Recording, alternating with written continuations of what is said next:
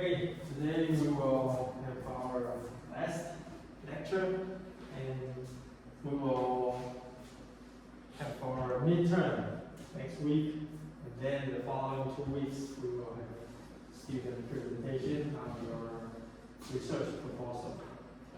So today I will finish first the model of landscape change, and the second part we will focus on the neutral model, and then I will give you some time to report on your ideas, what you want to do in terms of research proposal. I think there are three people haven't finished, so we will listen to your thoughts and see is there anything we can change. Okay, so last time we talked about Markov model. And through the practice, we know that there are some issues for Markov's model, such as stationary, that means the change between years, it will change.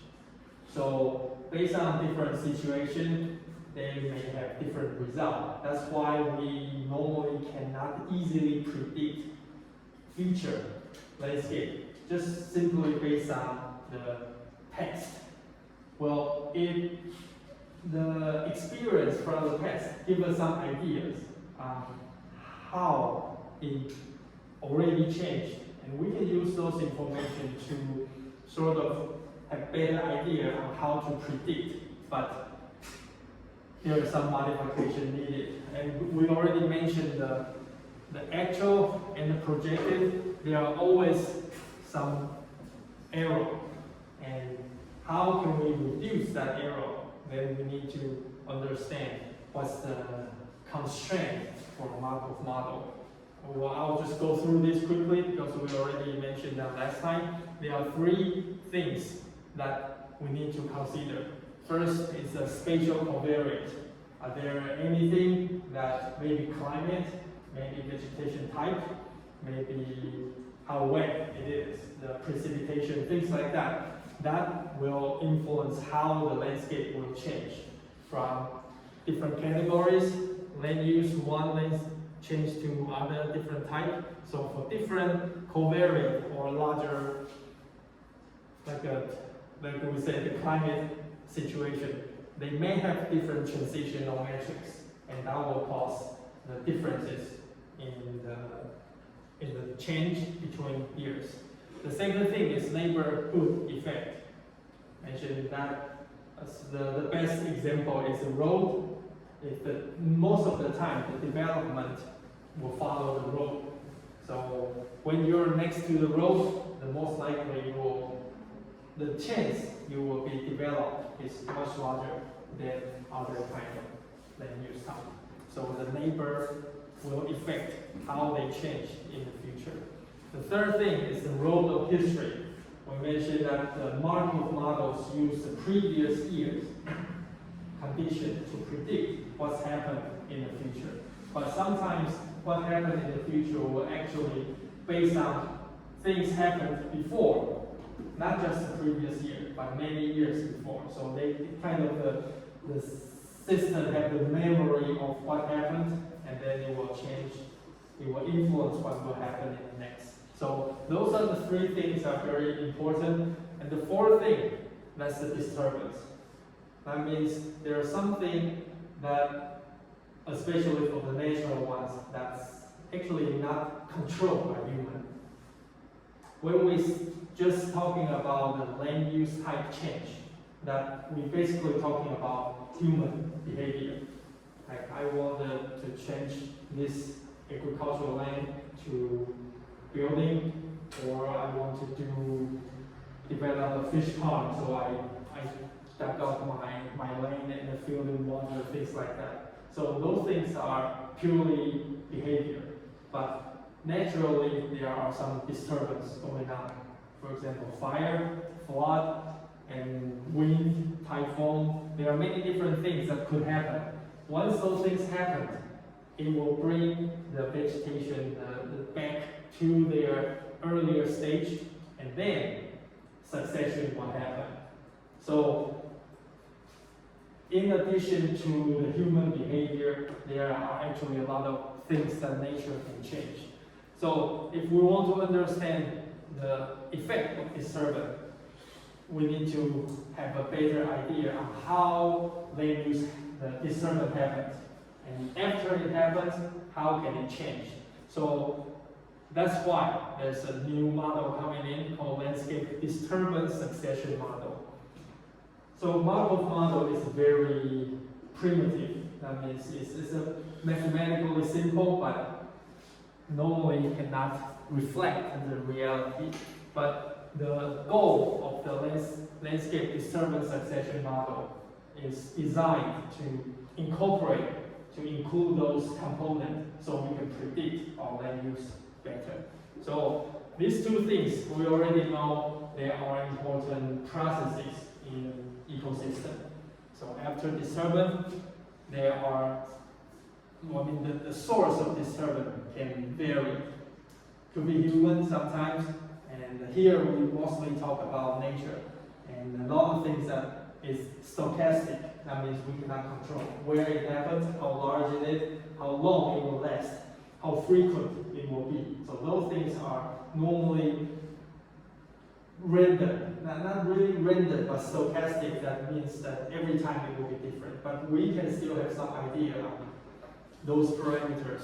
And if we can control those parameters, that means we know better how disturbance or how fire will happen. Then we will have a better idea on the next part, which is succession. And of course, how fast the vegetation grows also depending on the previous condition. For example, if you have a really intense fire, and that will burn out almost everything, and there's no existing above the ground part, then it will take longer time. But if it's just burn out the top, but the roots are still vital, then the recovery speed will be very fast. So then we will talk about some just introductions for, so we call the landscape disturbance succession model, with the abbreviation is LDSM, and there are many types of them. And just like what we mentioned, different types of models, there are actually some models are spatial, some are non-spatial, same as those LDSM models. Sometimes they are static or dynamic. Again, I can just predict one time and assume it will last for a while, or I'm predicting more a continuous condition. And the third part is kind of getting things complicated, and it will involve a lot of the computer or computation process, that whether or not you include the growth process. And it's after the disturbance, how fast it can grow, and how detailed the data you have. It could be process-based, we'll talk about that, and sometimes the pathway-based is a little bit more simple, and we'll explain more. So that's the type of LDSM model that we can have. I actually rarely see people incorporate those models because it is uncommon, mostly because we don't have detailed enough data to predict things. So there are like a Yellowstone National Park. Those are the places that with long history of data, and also a lot of surveys, a lot of background information, vegetation type, soil type, or disturbance type. So we can incorporate a lot more information in, and then we can do a lot of the prediction. And you can see from here, it's a very complex. That means they are not just saying, okay, this is a forest, this is rock, this is wetland, there's 4 or 5 different land use type. They actually produce like more than 15, 20 land cover, and they have very detailed descriptions on, okay, this is this vegetation form, but they are in different stage in their disturbance. So how can you choose different LDSM models that you have many trade-offs? First is your extent and resolution. This is what I say is not very common, just because most of the time the data are not available. And if you have a really detailed resolution, really fine resolution data, most likely your extent is small. If you want to cover a really large extent, a lot of time your resolution is not so good. So you need to consider those things. And either we consider it as a mechanistic details or the spatial extent or dynamic, just how detailed the change that we want to incorporate. The similar thing is you want to make things general or you want to make things really complex. If you have really complex details, of course you can have better prediction, but sometimes it is harder to use because you need more information to be able to create those complex situations. But so a lot of time, general might be good because you can have a lot more implication. Sometimes for these kind of models, we use those to analyze the data, just to know the important factors. But sometimes we want to know about prediction. Just like most of the regression model, we use like a generalized linear model. We use those to run our tests to do the analysis, right? So most of the time, we're just looking at, okay, which variable is important, what's the coefficient. But sometimes we want to create a prediction model. Then, in that case, what our purpose is to know the parameter really well, so we can input the data so we can have a prediction. So it depending on your goal. And here we also mentioned that spatial is not the same as spatially dynamic. That means spatial means space, right? Differences in space. But spatial dynamic means different in space plus different times. So if you consider both temporal and the spatial situation, and that can be very, very complicated. Kind of this part of the purpose of the LDSM model is to really know the change in space and time, because disturbance and succession involve time. But if you want to go into too many details, it could be problematic, computer-wise or mathematically. So what kind of data you need for this model? Sometimes it's just classification based, just like our land use cover. Okay, this is forest or different type of forest, and communities or species association, those you can use. Sometimes people like to use cohort. Cohort means a group of animal or species that develop around the same time. So you are the same cohort because you are all in this level of class, but for high school, that's a different cohort, and they share the same characteristics. So sometimes people like to use that. Just like our example, we use 0 to 20 years of plant as a cohort because they are kind of young. And then we use 20 to 40 years of stem, 40 to 80 years, 80 plus. Use those as a category to know their land use situation. Some, in rare case, they have an individual tree base. Think about some LTER site, those long-term ecological research sites. 长期生态研究是在兰陵溪 in Kentucky. They actually measure each individual plant that have a diameter of larger than 1 centimeter, and they have that data for like 20 plus years. So they know exactly how many plants grow and how fast they grow, things like that. So that's the individual based data.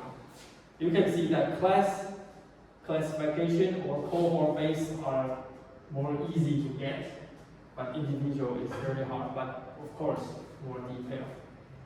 So what you put into that is you need the original map, the first condition. Okay, this is the beginning of our analysis, and then you other things like topography, things like that, anything that may influence the disturbance or succession, you can put in. And it could be, most of the time, it's layer by layers of maps. And we put into, try to make a model. And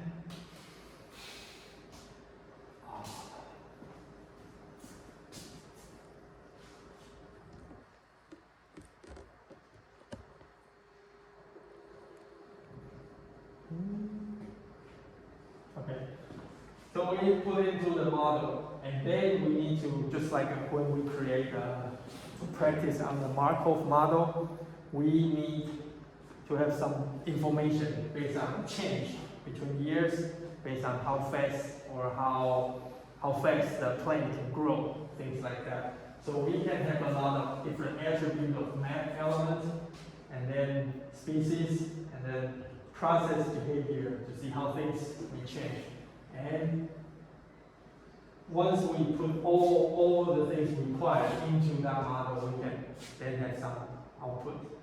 There are actually two things are important because this is a succession-disturbance model. So they have a succession simulator. That means they have a place for you to set up. Okay, what kind of condition change that you can put in. As we mentioned earlier, there are two different types. One is the transition-based, and the other one is process-based. Transition-based is just like a flow chart. You will say, okay, it starts with this, and it will change to this condition and change to that condition. So you provide several steps. So you will know that, okay, what's the chance this will become this? And then after how many years, this will become this. And you may have different pathway to do that. And for process-based, it's actually a lot more complicated because, for example, you can add in like a dispersal ability, how fast species, like the tree, can spread out and have young seedlings, or you can have dispersal ability for different animals as well. Growth rate, competitive ability, tolerance for specific disturbance, things like that. You can input a lot of different information. And that's for succession, how fast they grow. This is an example of the pathway. For example, they start with this, and then there's likelihood for 90% it will go this way, but it's still 10% it will go another way. And for the solid line, that is a natural succession, that if nothing happened in between, this is after disturbance, and then you let it go, and go this way, and then to this stage. But sometimes along the way, they may have disturbance again, and then that will have a different pathway. So you can set up those things for you to run. Okay. The other one is disturbance simulator, that we want to incorporate information we need for disturbance. And most of the disturbance simulators are process-based. Like, what's the trigger? Okay, for example, what's the temperature that will trigger the fire? What's the probability? What's the location, size, intensity, things like that. We can use many different ideas to incorporate that, but the data are input for a process base. But sometimes it can be pattern based as well. So based on different information you have, you can try to input as many or as detailed information as possible. Sometimes some models allow you to just skip, saying that, okay, I have this information, but I don't have that information. You can still go, but some models that require everything. So I'll show you a list of different type of models, what's the advantages and the disadvantages of data availability. So those are the things you can get. And then, a lot of time, we also need to know the spatial interaction. We said some LSD models are spatial, some are non-spatial, but if you want to have at least some closer to the reality effect, you should include some of the spatial interactions. And basically that's disturbance. And sometimes people, again, mix with succession. So you can just think about disturbance, you can just think about succession, but you also need to think about the interactions. So once we know all the information, for example, in this case, it's a data related to disturbance based. So that will say, okay, if one fire happened, what's the likelihood the fire will spread out based on land use type and all kinds of information we provide. And then we can know that, okay, when we go for maybe after disturbance, it's been 20 years, and then once a medium-sized fire comes in again, and where or how much it will spread out, and how much space that the vegetation will be taken down to the region and then start again. Once you put in all the fires, all the informations, you can actually, the primary output that normally we can get from those LDSM model is a map of disturbance event prediction.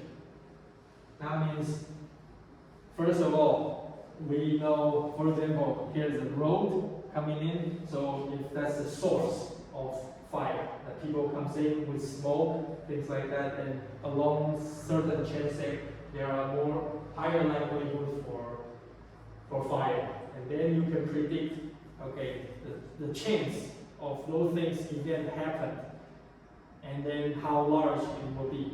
And so that's the first thing you can do from those models, the map of disturbance event. And you can also summarize using this kind of information to get more detail, like how frequent, what's the size, the return interval or severity, things like that. Everything about disturbance. And after this event happens, what will be the vegetation looks like? I mean, how high or what's the age for different stage? So you can have sort of species distribution, structure, and the condition. Mainly we'll talk about successional stage, 0 to 20, 20 to 40, and then if the fire happens and how things will go.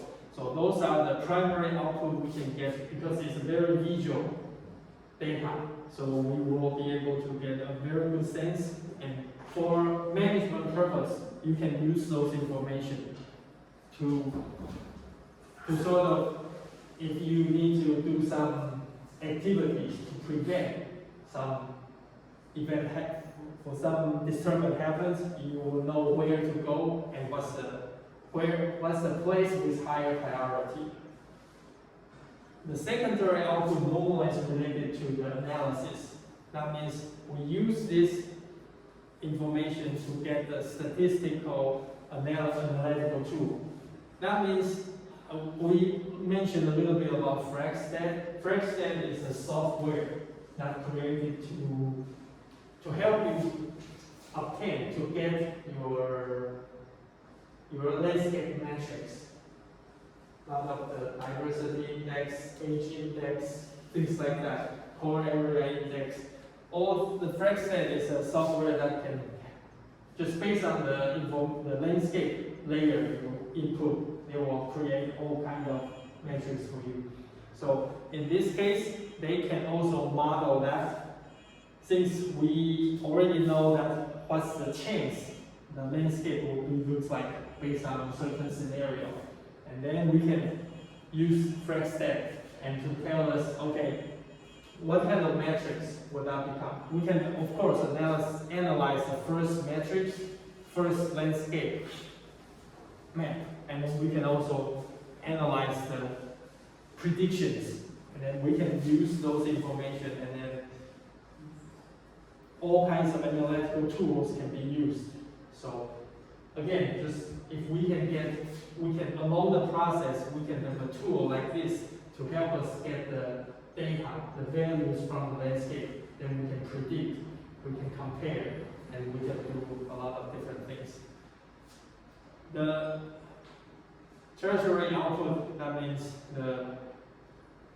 minor output, we can also produce things like that. The carbon flux, the hydrological runoff, ecosystem service, a lot of things that based on, okay, if the landscape starts with this, and after we give it then succession and the disturbance materials, this is a prediction. And based on this prediction, what kind of ecosystem service we can still have. Of course, you can see that all these things require more information. If we want to know economical models, we need to input values of, okay, this kind of forest worth how much money, or what kind of economic influence it may have. So it can have the ability to combine all this. I know there's a lot of detail, so I just want to go through quickly to let you know that they have ability to do that. And once, if just happen you have the chance to do one, you can know where the source is, how to find it. Okay, so there are actually many LDSM models that has been developed, and now you can see that those are the examples. Different model, different name, different people created. And they actually, some of them incorporate different types of disturbance. You can see here, fire, insect, disease, wind, and harvest. So they have different categories of disturbance. And so like for most of you can see most of the LDSM models incorporate fire, because that's actually from US and from Europe. And that's a very common disturbance type. And some of them incorporate disease, some of them are more like for wind. And you can see some models only can do fire, nothing else. But some models can incorporate many different types. So it just depends on what they want. And there are two other things. You need to look at three other things.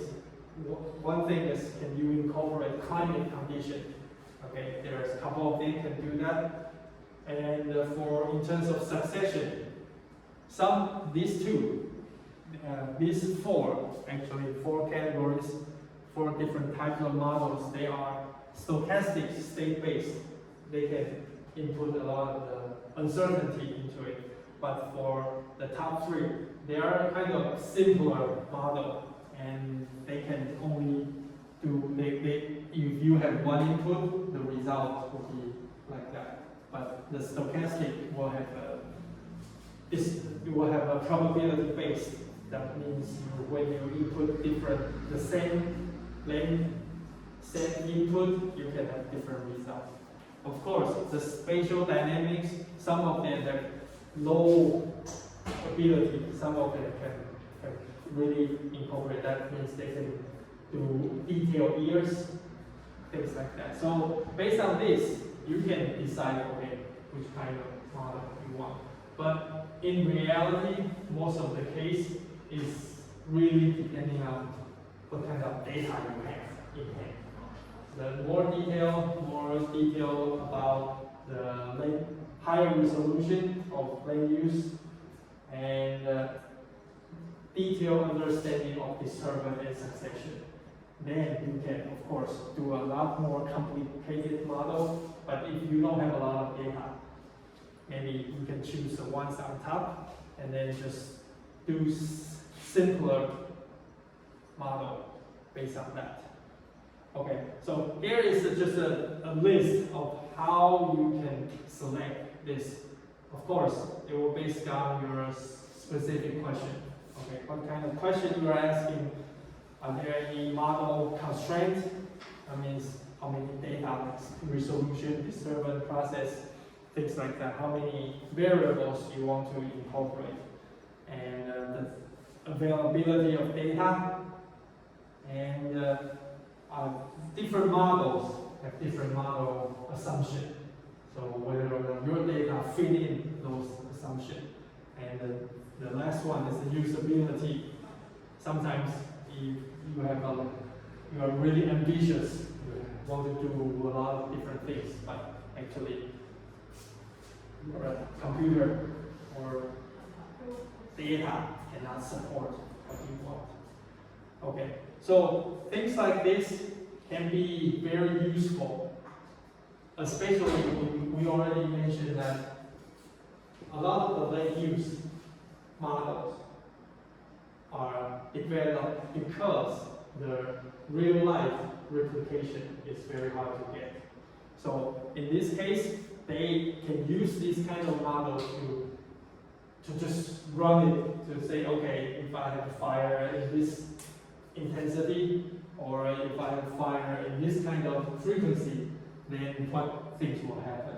Or we can also include like a climate model. Okay, the rainfall will increase, or things like that. We can also do that. So based on that, they have the ability to actually do like this is a year, a time, right?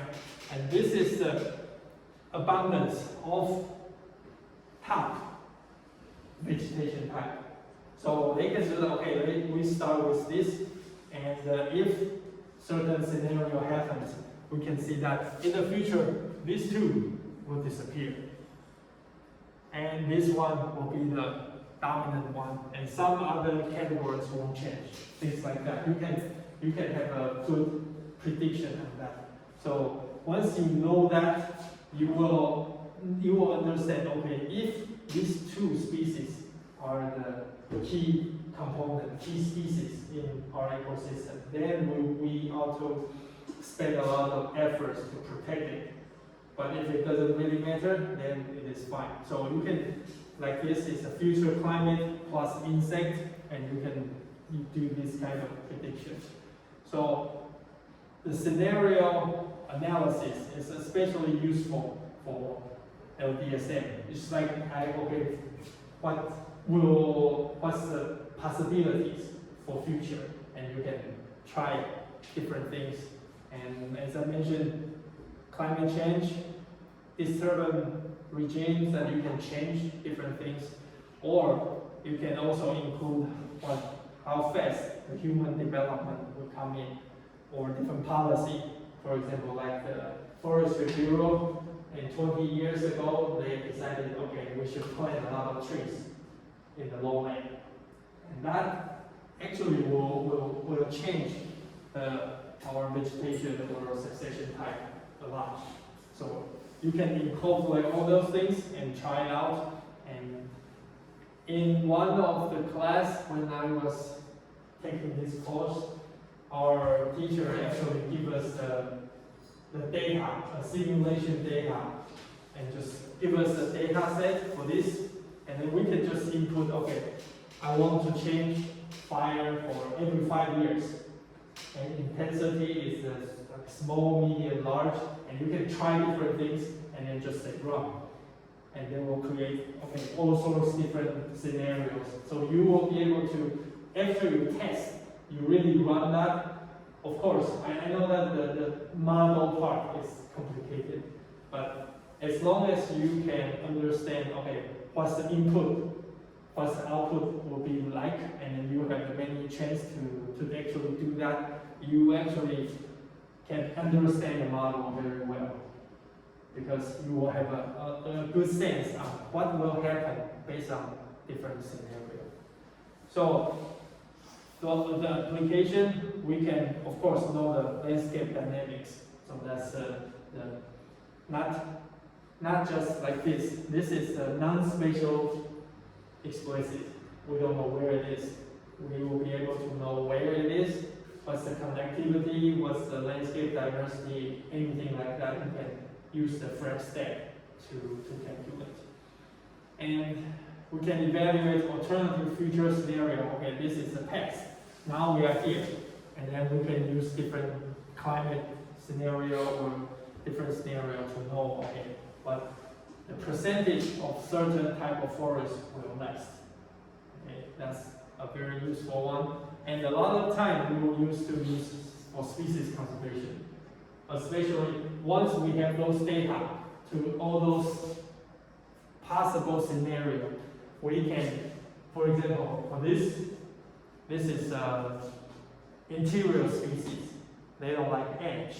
So we can use the scenario, the map that different scenario projected and then calculate all kinds of index and try to see, okay, in this situation, will it be bad for this or good for that, and then what the threshold that we can find. So this is a very, very useful tool, but I know a lot of the time for most people it's a little bit too complicated, but I want to introduce this because I think it is, at least you know that this part, in my mind, I think is very advanced.